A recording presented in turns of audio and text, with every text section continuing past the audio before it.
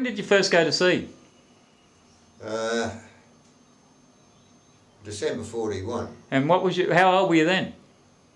I'd have been 17. 17. Yeah. And what was your first ship, mate? Aquitania. And what type of ship was that? Well, she was a trooper at the time, but she was a well-known transatlantic passenger liner. Yeah. Prior to that. Roughly, do you know how many were in the crew? Just roughly. Wouldn't have a clue because it was this is an enormous big Yeah. ship. It was only outgraced by the Queen Mary and Queen Elizabeth. Shit, yeah, yeah. Big four-stacker. And you were deck boy there in your brief deck boy career. That was it, yeah. And what was your second job? Before we go there, how come you paid off the Aquitania? You were telling me a while ago. Well, a friend of mine lived there, another deck boy. He lived there. We're in Gage Road. In West Australia? In Western Australia, and they were carrying this machine gun battalion to Java, but it was a West Australian bloody, you know, most of the soldiers took charge of a water carrier, you know, Yeah. fill the tanks up with. And this West Australian young mate of mine says, come on, I'll go ashore, we'll come back. Because by the time we came back, all I could see was going up the coast. That was it. Yeah. So I was classed a deserter, of course, quite rightly so, I suppose. Yeah. But that's when the skipper of the Pommy tanker made a mistake as an ordinary seaman, but he signed me on top rate ordinary seaman, and I was a 3 or 4 week bloody deck boy. Deck boy. And you went straight to senior ordinary seaman. That's pretty good. Yeah. Yeah. What made you choose going to sea as a career? Well, with an artificial eye, Yeah. they wouldn't let me. I had a crack at the army and the navy, so they put my age up, of course. But they wouldn't have me on. Yeah. So I got a mate of mine to stand in for the eye examination down in Customs House. He fulfilled the job, and with that and my ticker, Yeah. everything was sweet. So I got away with it too. I suppose people would wake up after bloody bloody dead night of his lie, but I got away with it. Never had any nasty words about it either, by the way, which is... Well, mate, I remember sailing in BHP with a bloody mate who had a artificial leg. And he used to climb the mast and that to prove that he could still go. They let him go to sea. Kingsley Bishop was his name. And he bloody had a artificial leg. In those days, mate, what were the conditions like? What was your wages, your hours of work, your leave and all that like? All the conditions? My wages in the Aquitania were £4 sterling a month. Yeah. And then when I signed on to this tanker, when the skipper accepted me as a top rate ordinary seaman and so forth, it became £14 and a few shillings sterling per month, that was about a $5 a week Australian money at the time. But we left. She left. The Scandia came from Fremantle to Sydney, and you remember the magnetic mines? Yeah. Well, every British ship was then getting fitted with what was known as degaussing to combat the magnetic mines. So we had about 2 months in Sydney. Would have taken 3 weeks elsewhere, but 2 months in bloody Sydney at Cockatoo Island putting on this degaussing gear. Yeah. So I had a good holiday there. All right, £5 a week as a kid. Yeah, that's right. Yeah. And what was your first, when you came onto the Aussie coast, what was your first job there? The Dilga. And when was that? 43, was it? 42, 43? I'm not bloody sure whether it couldn't have been 42. That would have been only, if I went to sea in 41. Yeah. It must have been 43. 43, yeah. I joined the Dilga. Yeah. Bill the Bastard was the skipper. Not a bad bloke either. Yeah. And in those days, how long did it used to take your time in port when you were loading and discharging? What, in tankers or? Or in anything around there? In the Dilga, for a start? Oh, let us... God only knows. It would have been anything up to a couple of weeks at least. Oh, yeah. And in those days, what were your duties, mate? And as you rose from your very short career as a deck boy to junior ordinary, senior ordinary seaman and through the ranks, how did they change your duties as you rose through the ranks? Well, naturally, as a helmsman as the first go, as you know. Yeah. And just setting up the gear ready for cargo and clearing up the gear and have a drunken discharge, of course. Yeah. There's one thing I probably should say too, is I'm a bit pissed off. I had to do bloody 15 months, I think, as deck boy. And you only did 2 weeks. 2 or 3 weeks. Yeah. The food and that, mate, what was that like? What was the tucker like in them days?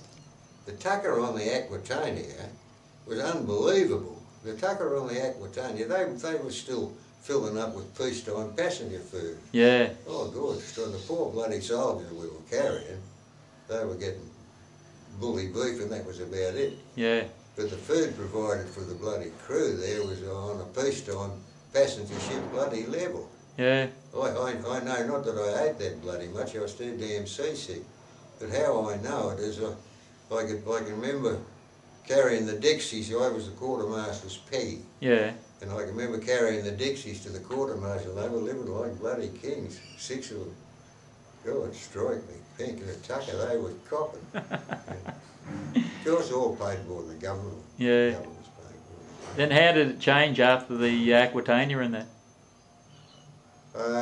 Well, after the Aquitania, I was on the Scandi. Well, she'd have been about the worst feeder that I was ever in my... I didn't know then, yeah. Of course. But, the skipper had sold, before we left Sydney finally, the skipper had sold all the tea, which was very valuable at the time. I remember then the chief steward rolling ashore with a big case of...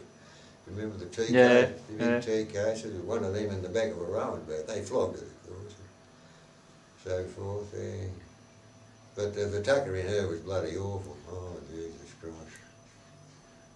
I remember one of the blokes I've interviewed he first started off on pommy ships, and he said that they used to put scuttles over the portholes into the galley so you couldn't see them hosing the maggots and that off the bloody meat and that. Was that bad? I can't recall that. No, Andy told me that, from the one he was on. And in those days, mate, what did the employer provide you with in the way of soap, linens or anything like that? Wet weather gear, safety gear? You know, I wish to God there used to be a sheet that had to be pinned up, the Pommy Maritime law, that had to be pinned up on the bulkhead in, let's say, the mess room. Yeah. And I wish I'd have kept a copy of it. 2 boxes of matches a week, 1 cake of yellow soap,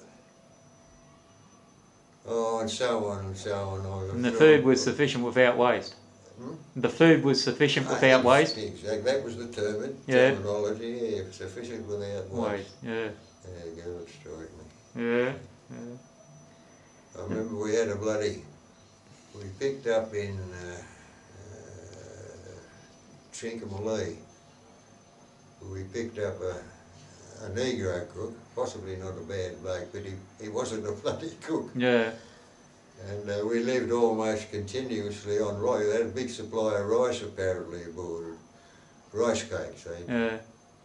They weren't too bad either, as a matter of course, if you're hungry enough. Anything's not bad. Rice cakes, Did they supply you with wet weather gear and working gear? Oh, for Christ's sake, turn it up. That's right. Oh, Jesus, wept. Yeah, what was that? Yeah.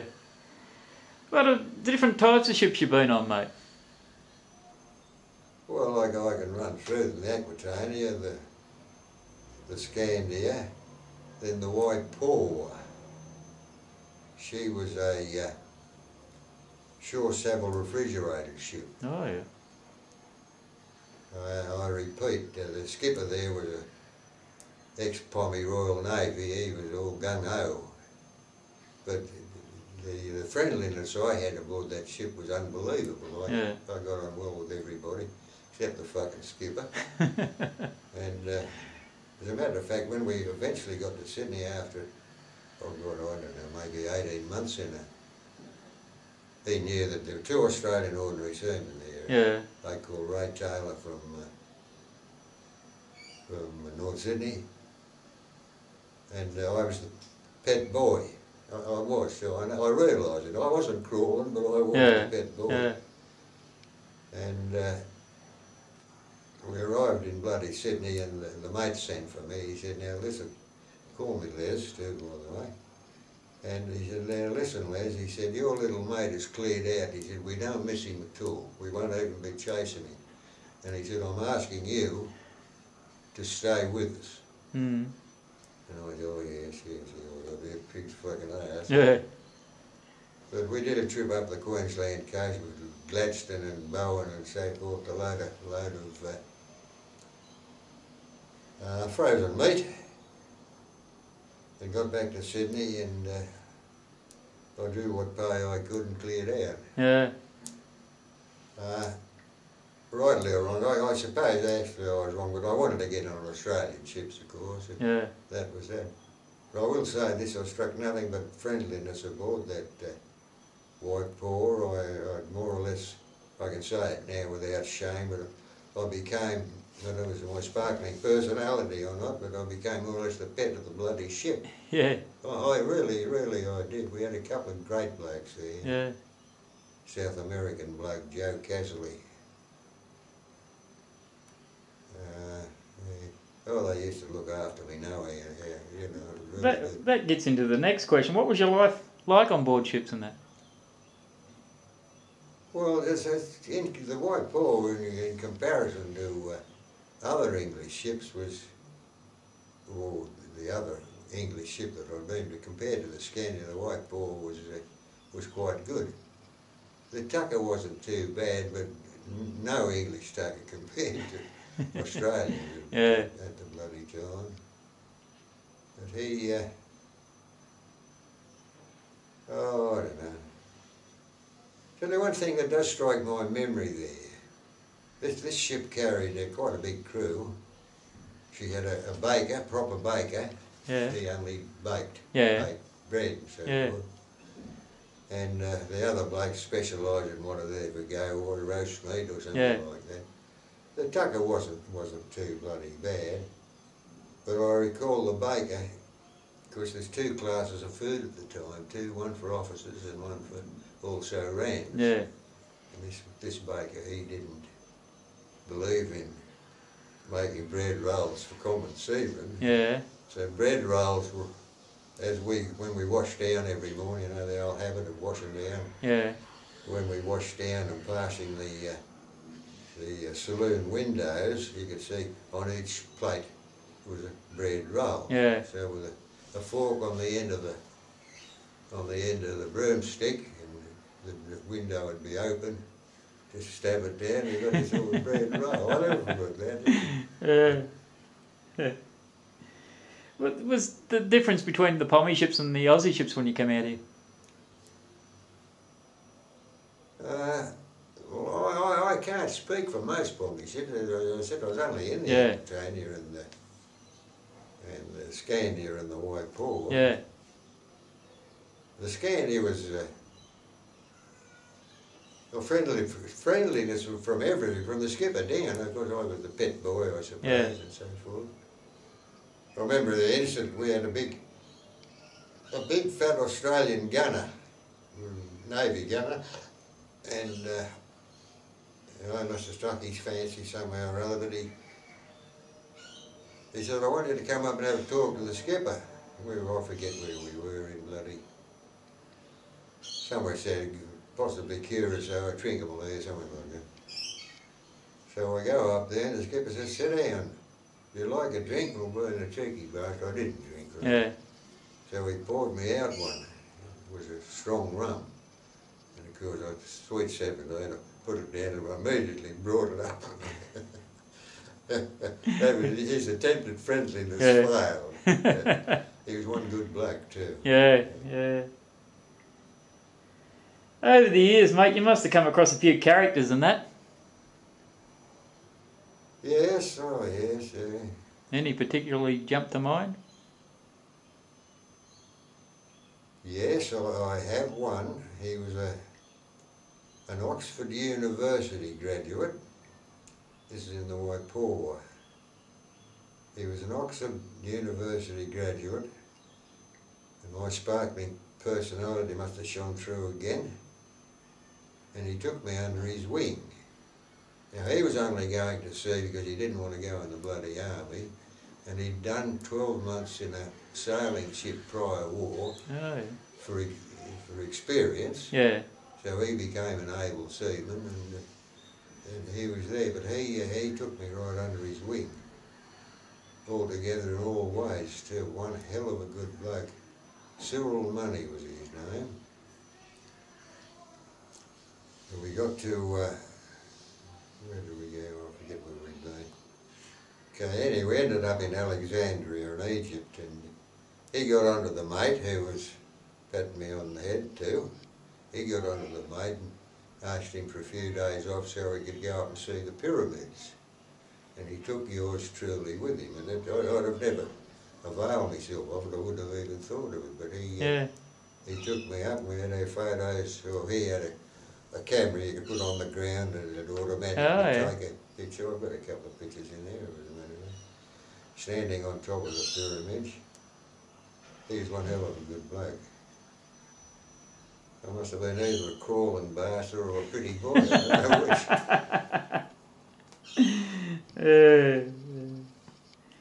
Over the years, mate, you had some highs and lows, some good times, some bad times at sea. Can any of them stick out? Well, most of my sea going career, nearly all good times. I didn't have anything like bad time. Oh, of course, I was Scandia leaving Sydney, 6 weeks to Panama City, and I spewed every inch of the bloody way. I know that. Yeah.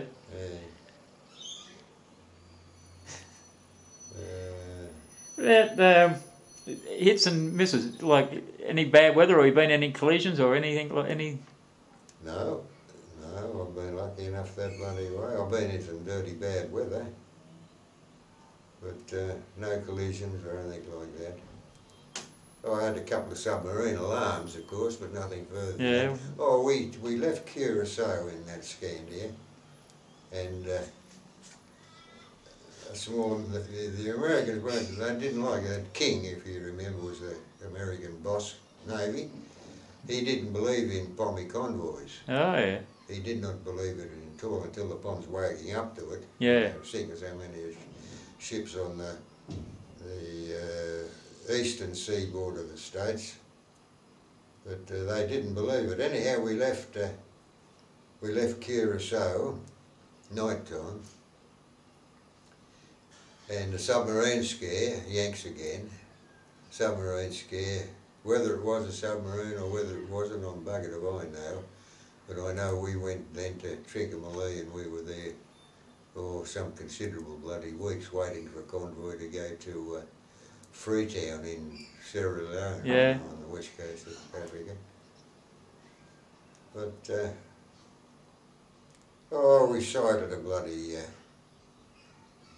German, probably a Focke-Wulf Courier, I think, but not an attack plane, an observation plane. Yeah. We sighted her in the far distance, and one of our naval escorts fired. It's a bloody good shot too. It was like, it didn't hit him, but it was like a fly up in the top corner of the bloody world there. That you could see, and then suddenly the plane was obscured in the flame with dust, you could call it, I suppose.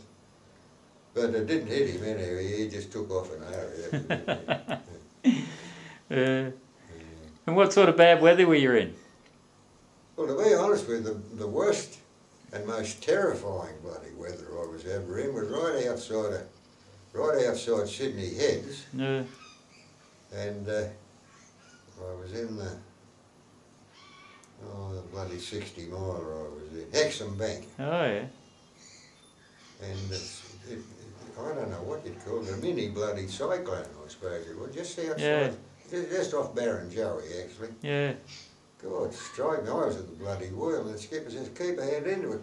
But this is impossible, because there's no head to head into. Yeah. It's just that, upside down. God, I was shitting myself, I don't mind telling you.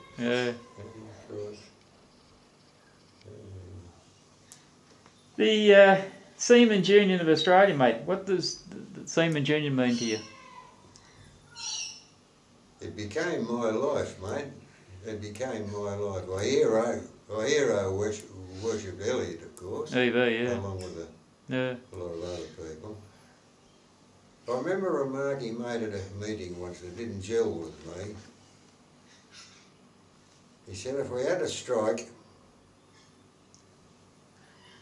he said half of you blokes would scab. I didn't like it. Nobody objected now. Who knows? Who knows? Yeah. I don't think so, but Yeah. How did the SUA influence the shipboard life and the welfare of seamen and their families?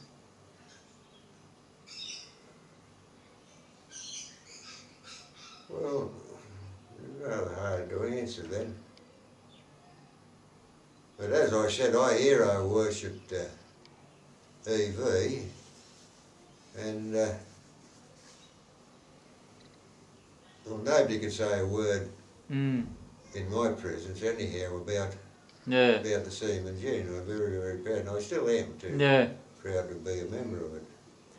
You know, we've done, as I said, nearly 60 odd people, and I don't think any one of them as yet has said that the Seaman's Union wasn't their family. They've all said it was family. Oh, of course it was. Yeah, that's right. I don't know what about family. I struck a few tricks. Yeah, well, in any life you do. But you strict that in your family too. Yeah. Yes, I could think of a couple of tricks. I could quote one, but I won't do.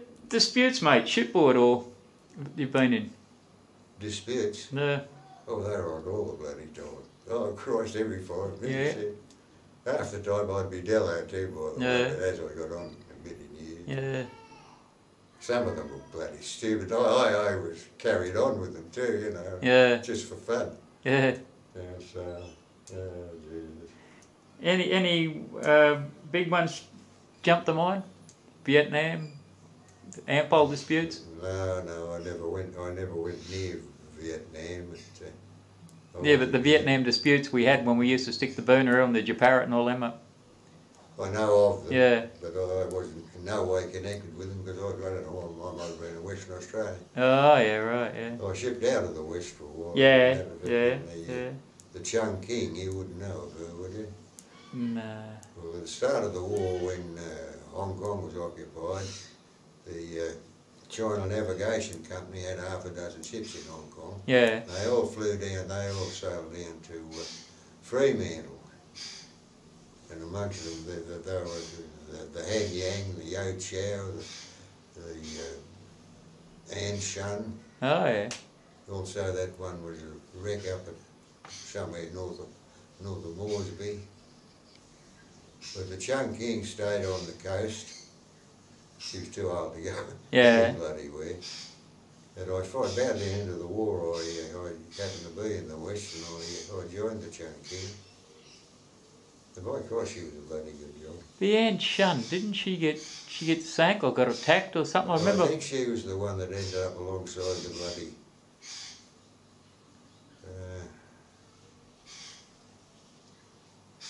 Somewhere along the line, the An Shun rings a bell with me. I'm just not quite sure where. There are half a dozen. The An Shun, the Yo Chow, the Chung King, the Han Yang, and the one that I spent the 7 months in. Yeah.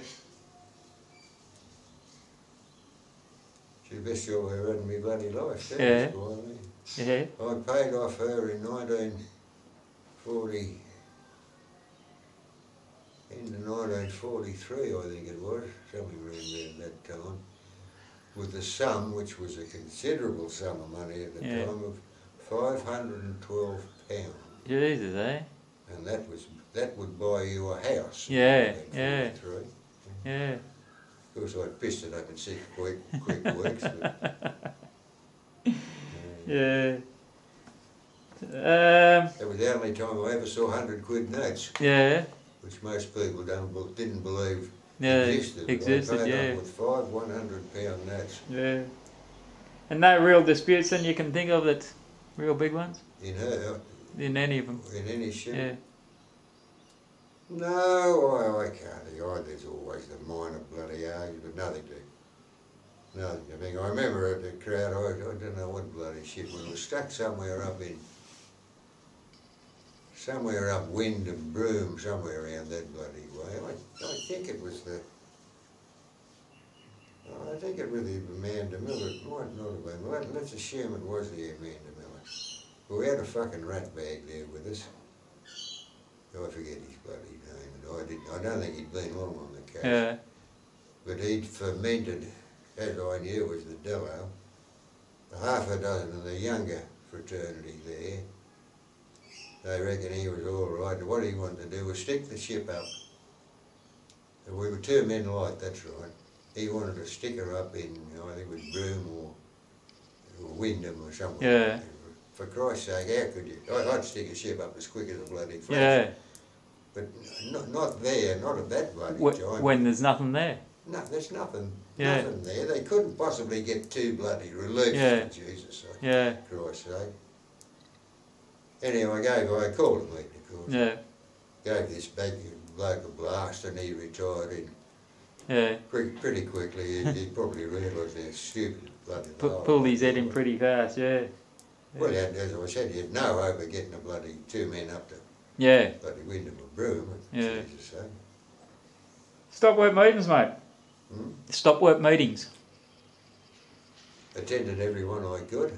Liked them. Liked the atmosphere. Oh, yeah. They used to be well attended, didn't they? Oh, Standing room only. It was compulsory. Yeah. It wasn't compulsory, but it was regarded as compulsory amongst all my bloody colleagues. Yeah. Oh, Christ, yeah. Yeah. Yeah, no, they were good. Jesus, there was a bloke that used to get into our lifts, bloody here. What was Cheeky Harry. Cheeky Harry. How do I know you were going to say that? Very well. You knew him, didn't you? I knew Cheeky. Not all that good, but I knew him. Yeah. Oh, what a pain in the bloody arse he was. Yeah. God. I never saw him. I only ever met him once or He twice. did some job with me at all. Yeah. A bloke called Gavin Mackay was Dello at the bloody time. And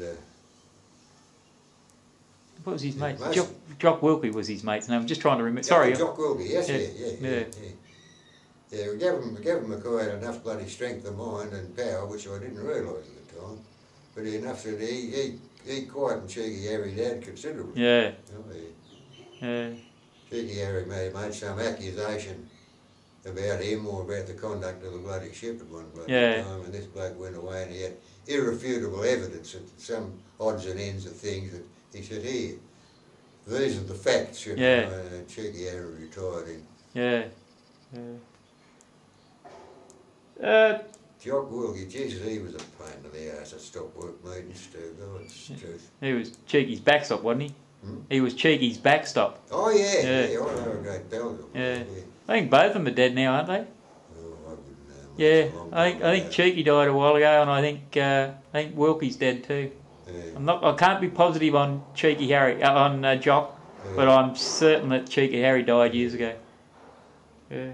Well, anyhow, God bless him, but nevertheless, I didn't bloody like him, so. Yeah. How was Seaman for selected for jobs, mate? The pickup, etc. Oh, the old style, Billy Edgar would call out, there's 3 jobs in the whoop whoop or somebody thing, Yeah. and the blokes that felt like taking the job would line up, and the mate would walk along the line and say, you, and you, let us say. That was how it was. Yeah. And that was before Elliot woke up and we changed that system, but that's how it was. I remember when I joined the bloody Han Yang, the mate had selected a crew, big crowd, popular job. And the mate had strolled along, he picked everybody and left yours truly there. Then they called again, one bloke couldn't, he had crook legs or somebody. Yeah. Anyhow, he couldn't get on board. The mate came along and selected me, Lucky Les. And as we walked out, going across the shipping officer sign, I was wearing a pommy Merchant Navy badge. Oh, yeah. A pommy one, no, the Yeah, difference if you want it. Yeah. But I was wearing a pommy one, and the mate said to me, "You're English, aren't you?" I said, "No, his face dropped a bit, but he had me." Yeah. Because some of the blokes that turn up with a bloody paper under one arm or a rose. I only saw that one on one occasion. And then about 12 blokes lined up for one bloody job. And as the mate passed, he was a Greek bloke he was, as the mate passed him, he got all these papers and pushed them into the mate's hand. Yeah. Of course, Snowy Webster was running the show. Snowy dropped that. Yeah. There was more ignorance than anything else on the Greek bloke's part, I think. Yeah. Schedule C and the leave system, mate. You know, I was curious. I was in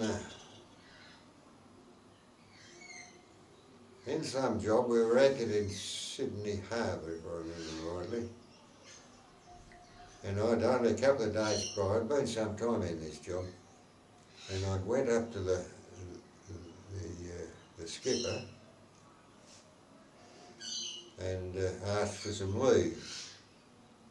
Like, a little bit vague, but anyway, I'd seen him and asked for leave. Well, later that same day, EV came aboard with the new leave system. Yeah, right.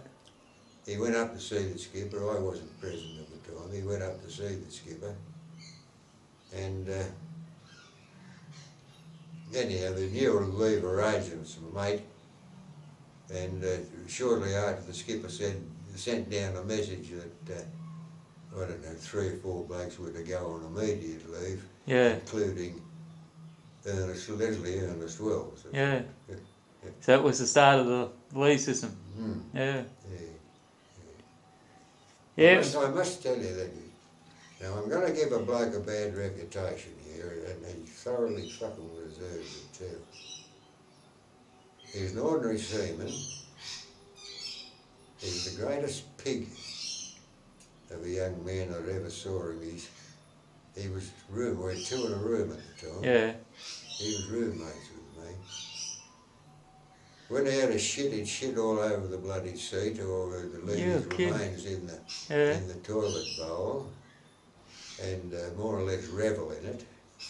One of the greasers came to me at one bloody time. I wasn't a very strong dilly at the time. I might have been reasonable later on.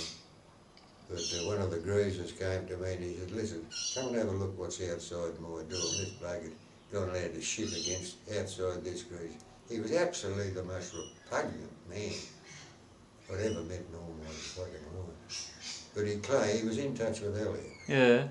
What was the prick's name? What was the prick's name? I can't bloody well recall it. He was the lowest piece of humanity I ever struck in all my bloody life, that bastard. Only ordinary seaman. As a matter of fact, the bosun came to me, he said, because I was a pretty softy, I suppose. The bosun came to me one time, he said, "Listen, man, the fucking ordinary seaman that's not running this fucking ship." He said, "I am." But I still didn't wake up. But he was always claiming he was in touch with Elliot all the time. Elliot called him, what did he say? Elliot calls me one of his observers. It may or may not be true, I don't know. I suppose he did have information gatherers, there'd be no question about it. It's only sensible. But what a flaming animal. Sounds like he was a prick. I suppose the union school and that wouldn't have started when you retired, would it? The union? Union school down at St George's Basin. I have some memory, but I think it might have. What's his name was running that? Who was the father, trainer and so forth? No, that's a different one. That was Billy, George Martindale. George Martindale. No, the union school down at St George's Basin. The one where they've got, you learn the political side and that of the union. Not the training school which George done. I don't know. I didn't think so. But the SRF, mate. You right, or you want to stop for a while? Do you want to stop this for a while, or you're right? No, I'm all right. No, go if you like. I'm just going to light another bloody cigarette. Oh, right. Yeah, don't worry about me, mate. Just go ahead. The SRF. Retirement fund? Yeah. Best thing ever happened. I wish to Christ it had happened about 30 years earlier. Yeah, Elliot wouldn't wear it, you know. Yeah. It was proposed to him. Yeah. But he wouldn't wear it. Well, I suppose in the bloody political situations at the bloody time, he says that you get that bloody way, you'll be frightened to do any bloody thing. Yeah. In case you lose some of your retirement. Yeah, that was his go, yeah. And how was the effect it had on you and your family? Well, I didn't have any children. Yeah. Oh, I didn't get married till 64. And I might interject then, if I'd have gone round the world and looked for the worst woman in the world... You found her. I found her. That sounds... Every divorced man would say that. Yeah. But it was a fact, she was a fucking whore. Yeah. Everybody, I married her out of bloody RSL, as a matter of fact. Everybody in the bloody club had read her except me. So I married her. However, that's enough of that. She's still living, by the way, too. She's right off a rock, but she's in a home. Yeah. So how did the SRF affect you? It was the best thing going, I suppose. So, yeah. Oh, Jesus Christ. As I said, I wish to Christ it stayed 30 years before. I ended up paying off with, somewhere around $80,000. Yeah. To me, that was a bloody lot of dollars. Oh, shit, yeah. Yeah. And how did going to sea affect your family life? Oh, well, I had 4 brothers and 2 sisters, a very loving father and mother. If I'd have searched the world, I couldn't have found better ones. Yeah. My mother was most unhappy when I got them to sign the papers, when I was first to do it. Poor old mum in her loving heart said, oh, well, the good plain food and fresh air will probably build you up. Well, that's a mother. Yeah, yeah. And your last ship? Amanda Miller. One of Miller's tankers. I think she was virtually the second last of Miller's tankers, wasn't she? And the Robert went straight... The Robert go before the Amanda. I can't remember now. Oh, I'm not too bloody sure. They went roughly about the same time. Yeah, I think the Robert went before the Amanda, but I wouldn't put money on it. I'm pretty bloody sure. Yeah. And you retired from the Amanda Miller. And as I said, I'll get you the exact dates to go on this because we both finished the Amanda up together. Yeah. Yeah. And what do you do now, Les? You're still active in the industry, or the union, with the veterans and that, or?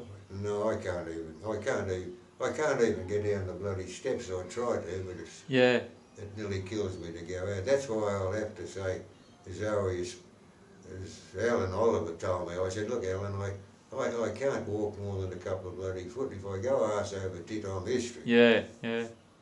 And Alan said, we can supply you with a wheelchair. Yeah. I said, that wouldn't be bloody much good to me. Yeah. So I expect Zoe will probably be in touch with me in a couple of days' time, but I'll have to tell her I can't go. Yeah. Well, if they do manage to con you into going to it, I'll see you there because I'm flying up for the day. I'm on night shift down home, but I'm taking the day off and going to come up for it. And do you know anything about the industry today at all? Not as much as I should, I suppose. What do you think of what you know? Oh, Jesus Christ, the advances have been unbelievable, man. Yeah. Unbelievable. Well, Les, that's about it. Unless, if you got any other thing you'd like to say? Oh, I can't think of anything much, mate. As a matter of fact, your arrival here today was unexpected. I thought you'd have been here tomorrow or Tuesday. No trouble. I thought Alan was going to bloody tell you today. No, there's no... I'm not objecting. No. I'm doing bugger all. Yeah. But,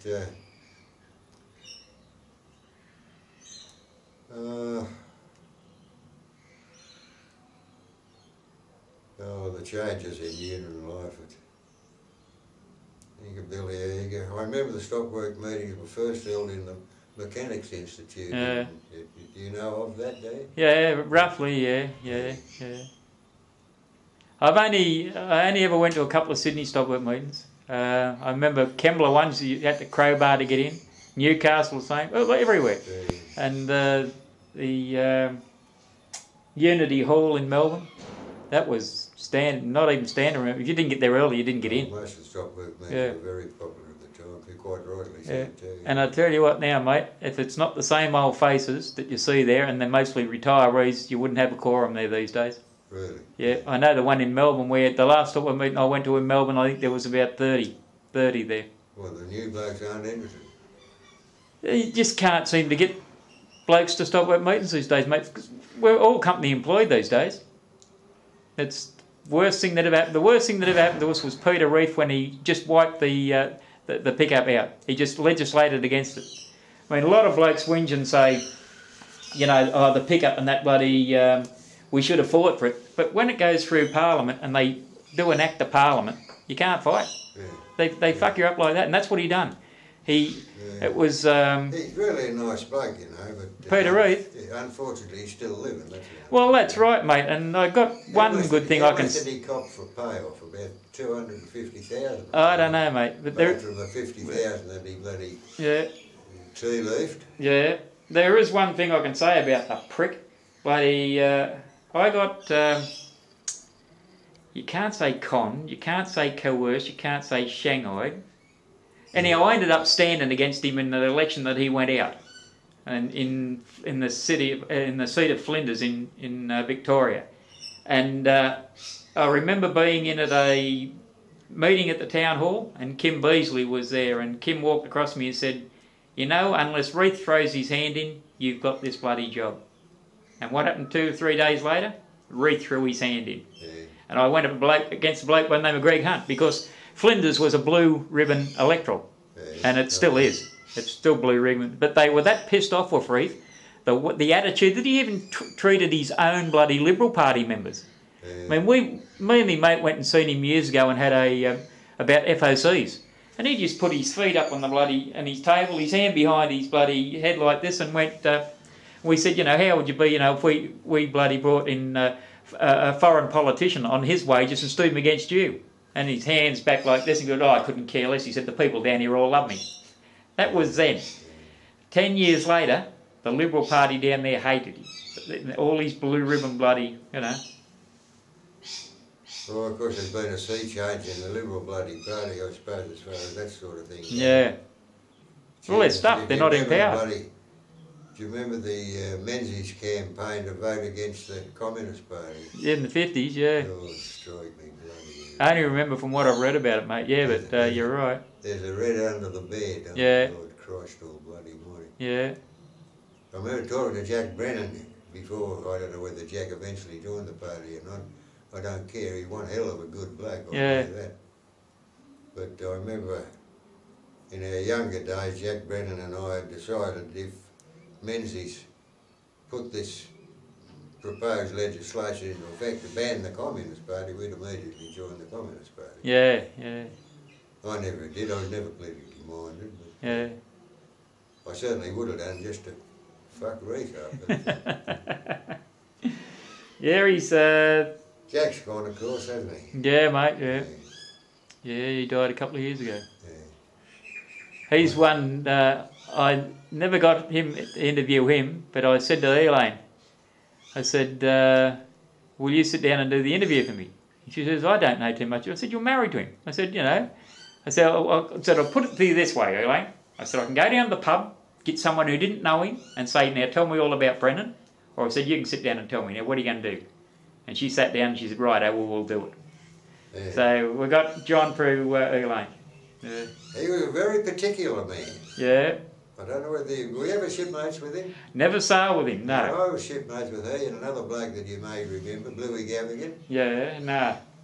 Bluey Gavigan and I and Jack Brennan, I forget the bomber who was trading down to Tassie anyhow. Yeah. No bomber with bloody ship. Jack didn't like getting his hands dirty. I don't mean that he didn't like working, you know, I don't mean it that way, but if a job's surging, for instance, he'd wear gloves. Yeah.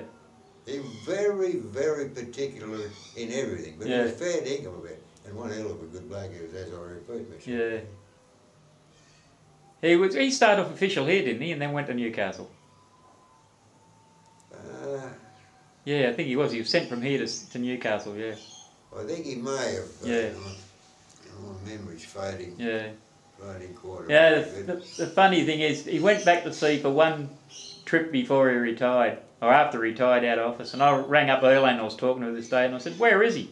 She says, he's at Anchorage in Stockton Bight on the Iron Prince. Well, I started to laugh. I said, what are you laughing about? And I said, well, I remember being on a ship bloody at Anchorage in Stockton Bight, and we just used to ring Brendan up and say, get us alongside, you know, and he'd ring up BHP and say, oh, they're out of water, or put him alongside the timber berth. I said, who's he got to ring up to get him alongside? I think it was Laurie Steen he went up official after. Yeah, well, Laurie's one of the blokes we got too, yeah. But nah, as I said, we've got a lot of blokes and a lot of memories and that, you know, and we're slowly and surely building up and people say to me, what are you going to do with all this? I said, I don't know. I said, at the moment, we're just getting it while we can. Because we're losing that many of our ex-Seaman junior members and that. Yeah. It's not bloody funny, mate. Yeah, well, Gabbo, God strike. I remember I had I was sex strove my life. I picked up a Sheila in, I think it was in Burnie in Tassie. A Burnie Bell?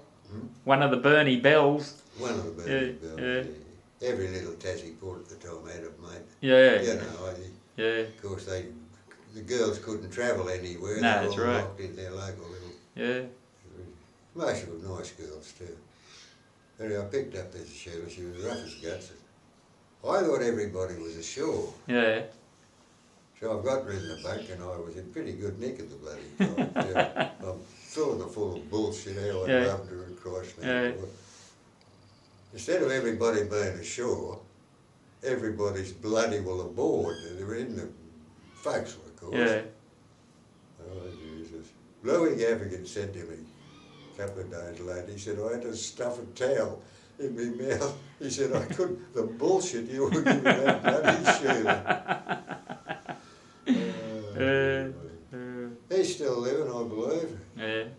But he's got leukemia. Oh, yeah. So a lot of bloody seamen either cancer, leukemia, or whatever, I must give him a ring in the next few days. He might have even died in the meantime. Yeah. But he lives at one of the little ports up the bloody coast, anyhow. Up Coffs Harbour, that way there. South of there. South of Coffs Harbour. What's south of Coffs? Yarrung, Warhope, Port Macquarie. No, not one of the bigger towns. We're a very small town.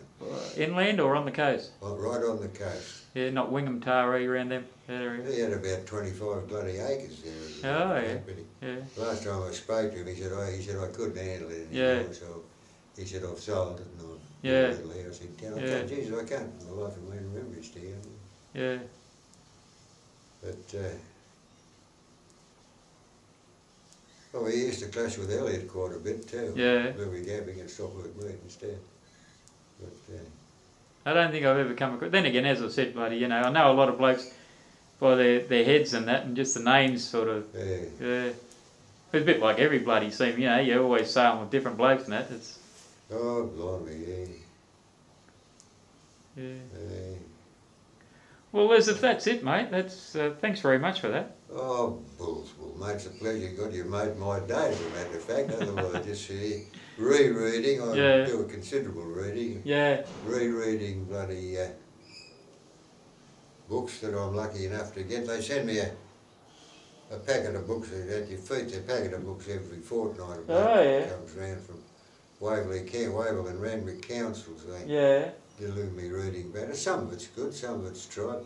All occupies my mind from going entirely dotty. This Heroes at Sea, is that... Oh, that's the tale of the mostly Australians that were been transported from the Philippines or New Guinea back to Japan for POW. And of course the American submarines, God bless them, Yeah. were sinking many Japanese ships, and Yeah. they sank many of the ones with. There were thousands of Australians drowned off Yeah. those ships. Yeah. But you can't blame the Yanks; they were there to sink. That's right, and they didn't know that they were. They didn't know that they yeah. were carried. Well, one of the blokes we've interviewed, Paddy Green, out of Melbourne, he was taken prisoner by the Japs on some little Kiwi job he was on. They got taken on American Independence Day in 1941, I think he said, and two either light cruisers or something. What Japs come up and shone the spotlight on them in the night time, and he took them prisoner. He said we were kept on the same ship, and they sailed us up to Singapore and that. They kept us in our quarters. He said even in the middle of a typhoon, he said the Japs were still out on deck in bloody harpoons, in tents and that, in the middle of this typhoon. He said they lost all the bloody tents and that. He said they still wouldn't come in board inside. He said they played cards with us, they fed us good. He said they were nice. He said they said to us, but you won't get this treatment when you put ashore. And he was interned in Changi. This is the Japanese Navy. Yeah, yeah. I knew an ex-PO bloody W at one bloody time. He, I forget how or where he was taken. It was off a bloody ship anyhow, and he was rescued off the ship which was sinking. Yeah. By a Japanese destroyer. Yeah. And the Jap, of course, eventually had to take him to Japan, yeah. POW. But he said the skipper of the ship had us up one of the time to interview us. Yeah. And he said the skipper of the ship said, "You are now a prisoner of the Japanese Navy." Yeah. And he said, "As such, you will be treated well." And he said, "I was." Yeah, yeah, that's what Paddy says. He said they lived outside Changi. They lived out in Changi village, I think. And he said totally different to the way they treated the army and the forces. He said, we merchant seamen, he said they treated us grouse. Yeah. Even when he was, yeah. I remember one PO I spoke to, he said, "Christ almighty," he said, "I'm not a prisoner of war at all." He said, "I was getting paid all the time, backing up in Australia." Yeah. But he said that the Japanese Navy gave me a job. He said, he was a runabout boat.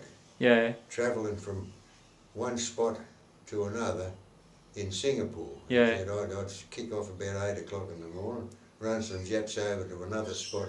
Yeah. A couple of miles away or something like that, and then run others back. He said, that's all they did. Yeah. He said, I was eating quite well. Yeah. So it wasn't all doom and gloom, although in the majority it bloody well was. Yeah, yeah, that's right, mate, yeah. Vast majority.